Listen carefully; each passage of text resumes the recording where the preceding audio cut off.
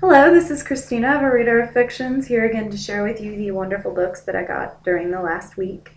And I'm extra super excited this week because I got a box today in the mail, and it's a surprise box from one of my lovely blogger friends I want to give away.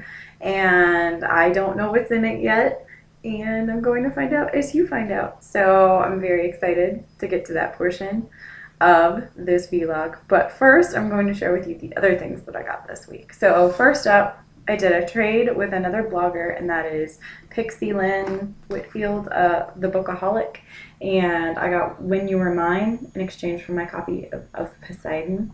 And this one is a modern retelling of Romeo and Juliet, and I believe it's from the perspective of the Rosalind character, and sounds interesting, so I'm looking forward to that.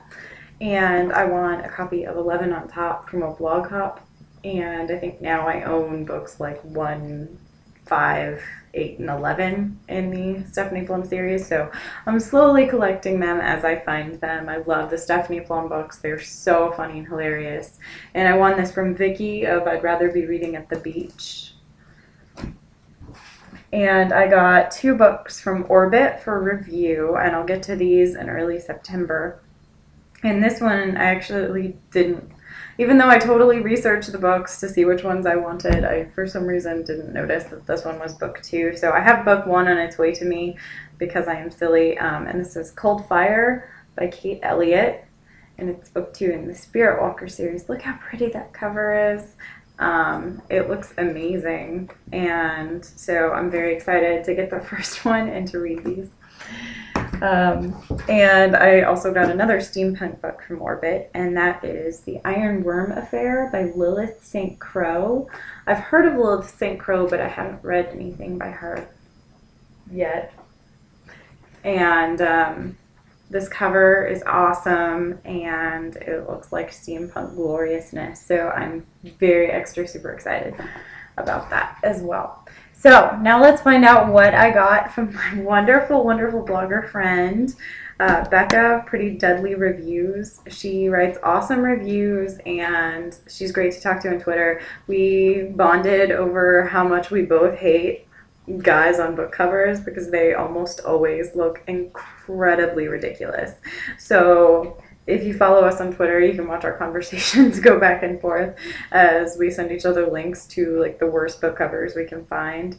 And we also chat on my cover snark posts, but I don't share a lot of romance covers, and those are the ones that we laugh at the most. So anyways, time to reach into the box of magic things. So first up, Heist Society by Ali Carter, which I have really been wanting to read. So that is super exciting. I've heard awesome things about Ali Carter.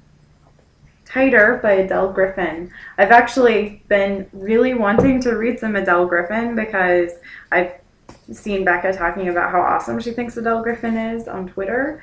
And I hadn't really, or not on Twitter, on Goodreads. And I hadn't really heard anything about her until I saw her latest book in, wow, it just started raining pretty heavily outside. You might be able to hear it. It's Atlanta. It rains every day here, like pours. Anyways, and so I saw her reading the newest one, and she was like, I love Adele Griffin. This one's a little weird. So I guess this is a good one to start with. So that is very exciting. Let's see. She sent me a dystopia! Yes, that's so exciting. Because It Is My Blood by Gabrielle Zevin, and I've really been wanting to read the first book in this series, and I know it's about a society where chocolate is outlawed, and that is the worst, right? I'm so excited about this, even though I really wish they'd stuck with the style of the first cover. But hey. A Long Way From You by Gwendolyn Heasley. I've never read any Gwendolyn Heasley. I haven't read a lot of contemporary, although I'm planning to read more contemporary, so this looks like a good one. I have heard of her other book, Where I Belong, which is pictured right there on the back. So this should be fun. I really want this girl's dress. This dress is beautiful. Let's see. Let's see, this one is called Roses and Bones Myths, Tales, and Secrets by Francesca Leo Block. And I've only read Weetzie Bat, which I wasn't a big fan of, but hopefully these are more my style, since they're actually, it looks like this one's actually more book length. One of the things that drove me crazy about Weetzie Bat is like, if you printed it like a normal book, it would have been like 10 pages long, and yet she could still charge the same amount as for a regular book.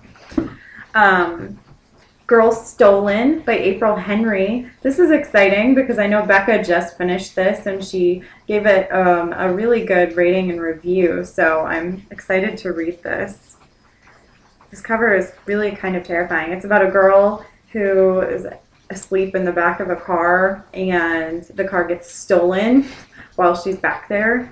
So that sounds awesome. And also like a movie starring the girl from Clueless, whose name I'm blanking on, who I was obsessed with. The movie was really bad. Oh my gosh. I got a copy of Ask the Passengers by A.S. King. I love A.S. King. I've only read one of her books, to be fair. I read Everybody Sees the Ants, but it was so good, and I'm so excited to read all of her other stuff because she does like dark contemporaries.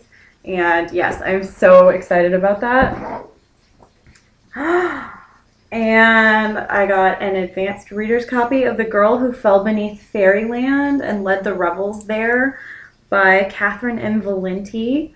And I've heard such amazing things about this series. The first book is The Girl Who Circumnavigated Fairyland in a Ship of Her Own Making. Sorry, I'm trying to read the title off this tiny little image right there.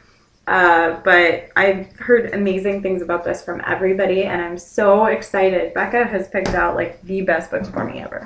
I think she's the best. Elemental by Emily White, which I have been curious about. So that will be interesting. Wow, this is interesting printing. It's from like an indie publisher. Anyways, so I'm curious to see what this one is all about. This cover is awful though, isn't it? Isn't it awful? I think it's sci-fi, so that's cool. I love sci-fi. And Daughter of Smoke and Bone by Laini Taylor. This is my second copy of this, but that means I can do an awesome giveaway at some point. So anyways, this, I've heard such great things about this, though. I'm really excited to get to read it. And we have another dystopia. This is Winter's End by Jean-Claude Morlavat, which I wasn't a huge fan of when I read it way back when. I don't know, I might try it again because I wasn't reviewing yet at that point, so it could always show up in another dystopia in August again. And, ooh, last book. Oh, so excited! Everneath by Brody Ashton. This is one of the Apocalypses books that I've been super excited to read because, let's be honest, look at this cover. Look at this cover! And this one is a retelling of the Persephone myth, and I've read several Persephone retellings, and they've mostly been pretty disappointing. And I've actually, one of my friends has very similar taste in YA books, and she gave this a 4 on Goodreads, so I'm pretty convinced that I'm going to enjoy this quite a bit. And now I can just stare at this cover forever. It's so beautiful. And looks like I've got some bookmarks back here. Fierce Reads bookmarks. Ba-bum. And yes, so I just want to say a humongous thank you to Becca for being the best ever and for picking out a bunch of books that I'm very excited to read.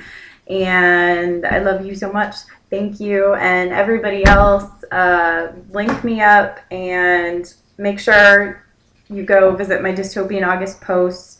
If you check out the first post of this month and fill out the form if you're in the US, or fill out the Rafflecopter if you're international, you're entered to win books with every comment that you put on my site. So I'm very, very excited about that. So please do sign up to be part of Dystopian August, and have a lovely week, everybody.